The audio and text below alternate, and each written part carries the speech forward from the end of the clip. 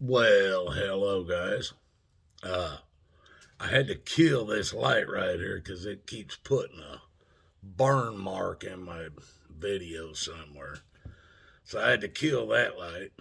Uh, but you can still see behind me. You can see I got a new this cabinet. My the table I gave my wife or that she took. I now have this cabinet out here, and I'm going to strengthen it up, and then I'm gonna put it. Shit. I'm gonna put it at the end of this table. My bench. I'm gonna use this wood and build this thing, and I'm gonna make a bench down there that will hold a bunch of tools. Um, Basically, I'm gonna take a pile of wood and build another bench, and throw that hunk of crap in the garbage. Uh, this video is going to be called My College Years. Oh, yeah. Watachees did those, even as a hillbilly. Let's put it like this. In my blood family, there's there's nobody other than myself in my immediate blood family, but there are others that were cousins that went to college.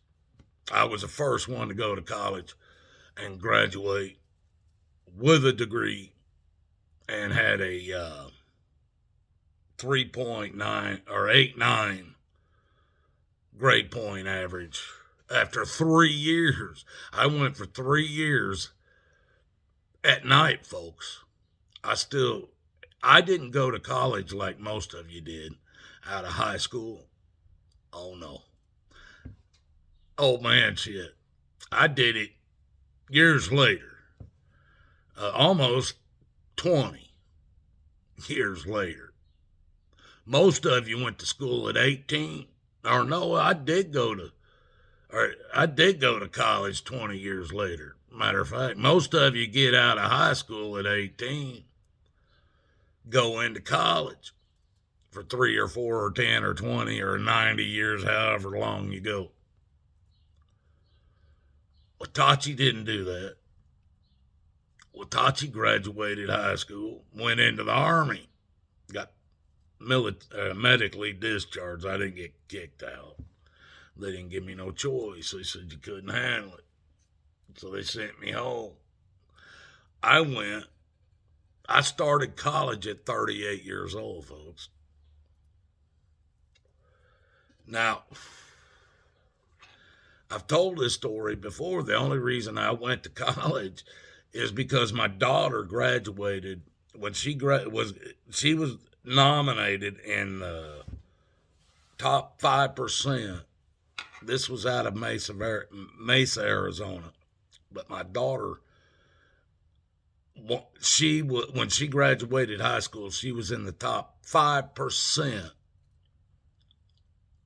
of everybody in the country that was graduating that year. Top 5% in the nation. She was put in a national yearbook. There's records of this, folks. That's why I talk about things that there's records of. My daughter was put in a national yearbook of the top 5% of the people that graduated the year she graduated. She graduated with honors. I was doing pretty good with my painting business. My wife was working for Intel at that time. Things were going good. I wanted my daughter to go to college. That was what I was brainwashed to believe. And she basically looked at us, me and her mother, and said, Well, you and mom didn't go to college, and look at how good you guys are doing. I don't want to do college. So I looked at her, my daughter, and said, all right. And I went down and I signed up to do 3 years for a 2 year degree. 3 years to do a 2 year degree. And the reason why is because, folks, I went to college. I had to go 5 nights a week for 5 hours a night, 5 nights a week to be considered a full-time student in order to receive grants. And I received some grants. They were, I think, by the time it was all over, about $1,200 or $12,000, to be honest with you. But that was grant money. But in order for me to get that grant money, which I was going to need, I didn't have that kind of money, just to whip out cash for a freaking college degree. But I wanted to prove to my kids, hey, you know what? This is what I was taught. This is the thing to do. So I went to college at 38. Oh, yeah. Now, I got to talk about I think it was about the first year or year and a half into my college years. Now, remind you, I was painting houses and basically construction during the day. A business. I had a house painting business. I had to bid jobs, do all the stuff, keep the work going, keep the people helping me going, and also go to school 5 hours a night, 5 days a week. Within my first year was when I had to go through my first heart surgery. And I went through it. Now, the college, because one of my teachers that I went to that was teaching me was going to the same heart doctor. So she verified that what I was telling them was true about what was going on with me. And I had to go. She didn't end up having to do any heart surgeries, but I had to do one. And so the college went ahead and they gave me permission to work from online. And if I could get somebody to come up and they would get my class work and the homework or whatever I needed to do and bring it to me, and until I can actually come back to school, they allowed me to do this. The whole school allowed me to do this. And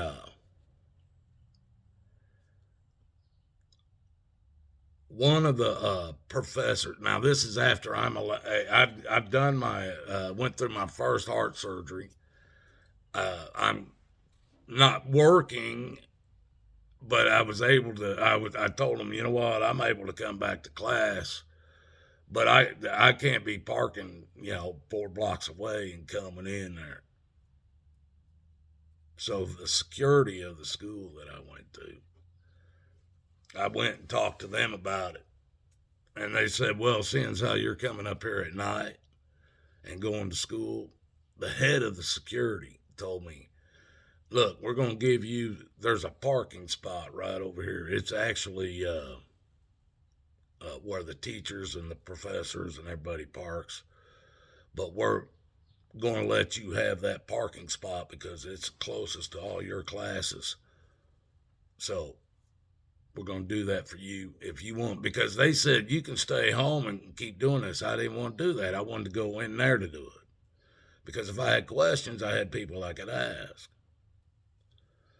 So I pull up in my big old Bronco now. My Bronco's sitting on big, uh, the same size tires as my Jeep sits on, but it was a rock crawler basically. It was big old, and it was a full size 1990 Bronco, full size. So the first night I come pulling in, I got permission from the school, the head of security, everybody, to park in this parking spot. This guy, I pull in there and I park and I get out, and I'm walking up towards the building, and this professor, I didn't know who it was, but this man comes walking up to me.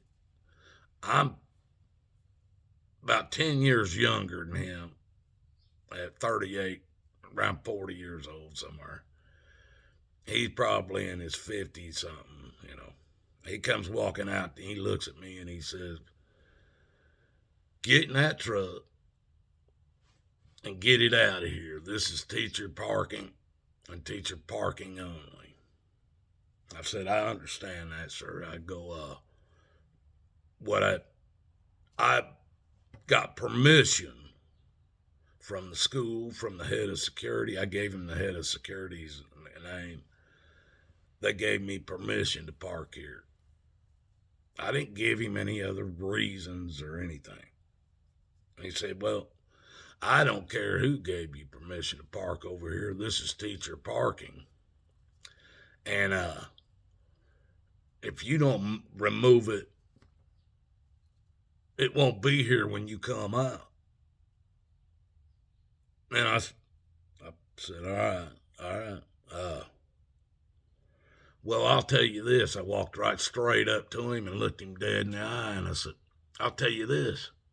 If I come out here and my Bronco isn't sitting out here, I'm not even going to the head of the security. I'm not going to call the cops. I'm coming in straight in there to see you." And that's all I said to him. And then I said, "Now you do as you want." And I went to class. Well, head of security, I wasn't in class more than about 15 minutes. Head of security's, "Mr. Grooms, right in the middle of the class." Oh, okay. He goes, "No, bring all your stuff." I'm going, "Oh, all right." So I'm bringing all my stuff with me. I walk out into the hallway, and he goes, "Are you kidding me? You threatened the professor. We've got a 20-year-old, he's been here for 20 years. You threatened the professor out in the parking lot?"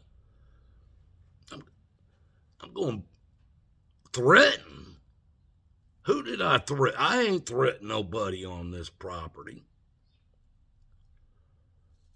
He's going, "Did you not tell somebody over there?" He gave me the name. I go, "I don't know who the guy is. Never seen him before." And I said, "I told him straight out the gate, you gave me permission to park over here and everything." He told me when I come out of this, he told me when I come out of my Jeep, my truck wouldn't be there. And I told him it was not a threat. I told him, I said, "Well, that's fine. If I come out and it's not here, I'm not coming to see you or calling the cops. I'm coming to see him." And he goes, "That's what you said to him?" And I said, "Yeah." And he goes, "Well, what do you mean by it?" "I'm going to come see him. He's the one that had it hauled off. I'm going to come and see him about it." The head of security goes, "Man, he took it as a threat. This guy's been here for 20 years. They want you thrown off the property, trespassed." He goes, "I think if you'll go over and apologize to him and just tell him you wasn't threatening him, I can keep you in here, especially after I know what you've already been through, and that probably has a lot to do with this. So, are you willing to do that?" I said, "Yeah." I'll go over and apologize to him.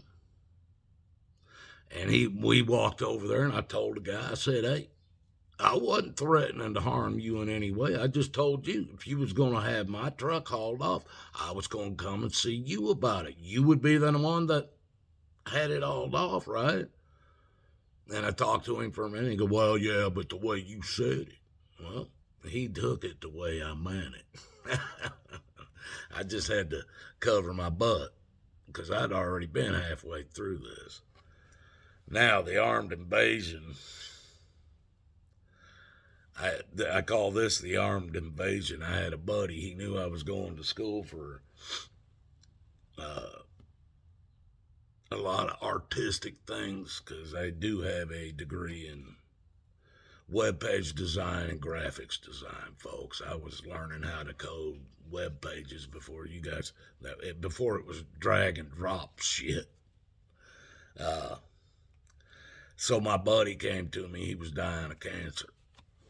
And he asked me if I could help him make a video of it was I think a tennis bracelet or something, but it had a lot of diamonds in it, and big diamonds. And he was wanting me to help him sell this so that he could leave that money for his family, for his wife. I don't even know if his wife knew that he even had it, but he had it. He found it, and on a construction site that he was tearing down a building, and he found this tennis bracelet, and it was hidden in the wall. I ain't lying to you, folks. Him and his brother found it when they were tearing the walls down. And it was, back then, it was worth probably $40,000, maybe more. I don't know. I didn't know that much about diamonds and stuff, but it was real diamonds and 18 karat gold bracelet. So it was a badass bracelet. And so what I did, I told him in Arizona it was open carry a gun. So I told him, yeah, I talked to my teachers about making a video of it, and we were going to put it in a real dark room. We had a girl's hand that we were going to use, put some bright lights on it, and then turn the wrist and stuff. It had the diamonds all cleaned up, and then when she turned her arm, it would just, all the lights would be flashing off of these. This was a badass bracelet. Beautiful. So he was kind of scared because he knew there was people that knew about this bracelet coming into the coming in there to be videotaped and stuff. So he got kind of scared, and he had his gun on his hip when he came to the college. Well, I told him, I said, I don't know if that's going to slide, so let's go over here and talk to my buddy. He runs the head of security over here. By this time, I already knew who he was because of my heart problems and stuff. So I take him over there, and we walk into that guy's office. He's got a gun on his hip. And the security's like, oh, you can't have guns on the property. What's wrong with you people? I'm like, man, he doesn't go here. He's got a, and we showed him the thing and told the head of, he goes, no, I will protect your property. It will be protected by the university. You don't need your gun. We will protect it. So they decided, all right, so we got rid of the gun. And went on in, and we did the shot, and all this. I wish I'd have kept it. I wish I'd have kept this stuff, folks. And it was beautiful, but this guy hadn't seen a gun on the school property in I don't know how long, and because of Watachees. There was one brought on to the grounds and all the way into the security department, you know. Let's see. We're at 20 minutes, folks. I was going to tell you about my commercial. Well, I'll tell you a little bit about it. But I had to make a commercial, and I had to do it with stuff that I had already used as I was going through colleges. Going through college from different things that I've already done. So I did a Smith and Wesson shotgun and rifle commercial, and I was using it was I was using it as a robbery thing, or what bad guys would use. You know, they like I did a article like for a magazine, and it was a bed, a hotel bedroom. You could see.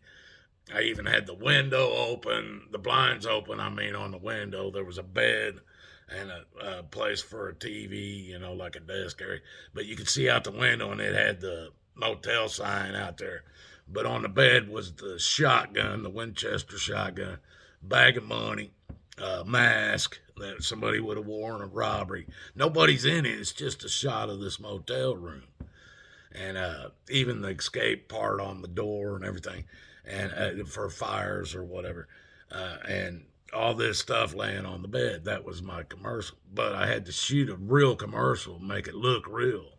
So I made it look like I was that a guy was robbing, which it was my nephew, my oldest nephew, wearing a mask that was robbing a building and running out with a bag full of money with a Winchester shotgun in his hand. Shotgun, folks, shotguns. If you know anything about me, I'm a shotgun freak. But it ended up, this commercial that I shot involved the entire Mesa Police Department out in Arizona, probably part of the Maricopa County Sheriff's Department. They had the entire empty. This place was a vacant, big store, but it was vacant for 10 years. Nothing had been in there.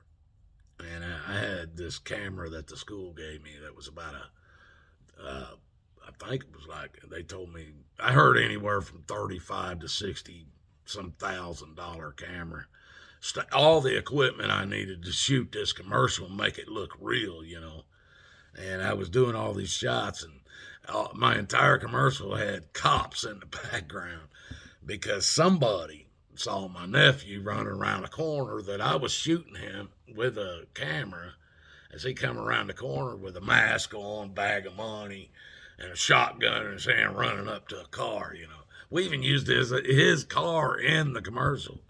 And then it went from there to a close-up. I had the passenger door open, and a close-up of him getting into the car and setting the shotgun over there where you could clearly read Winchester. And then he'd throw the bag of money in there, and then he got in, ripped the mask off, and fired up the car to leave, you know. And the process of shooting all this, because I had to do many takes and stuff, but in the process, the cops were called, said somebody was robbing a building.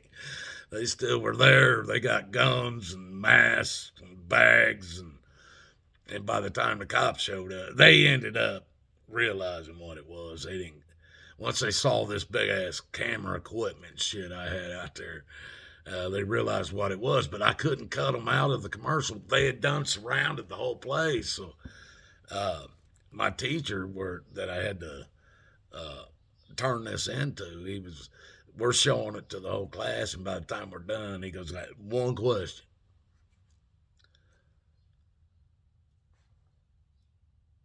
Were the cops how'd the cops get involved? I said, I was just shooting it. I didn't want them in it. They surrounded us.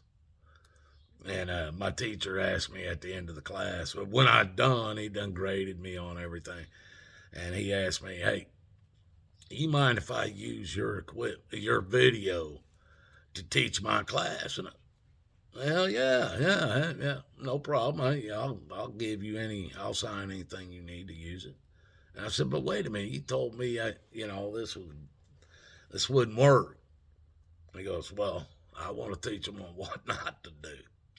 I'm going to use it to tell them what not to do. That's what I want to use it for. You don't want the cops in your commercial. And I said, all right, I still give you permission for that. Now, whether he ever did or not, I don't know. But God bless you guys. God loves you. I love you. Jesus couldn't show you any more love. This is a long one, I know. Just stupid. My college years. It was only 3 years, folks. 2000 to 2003. Love you guys.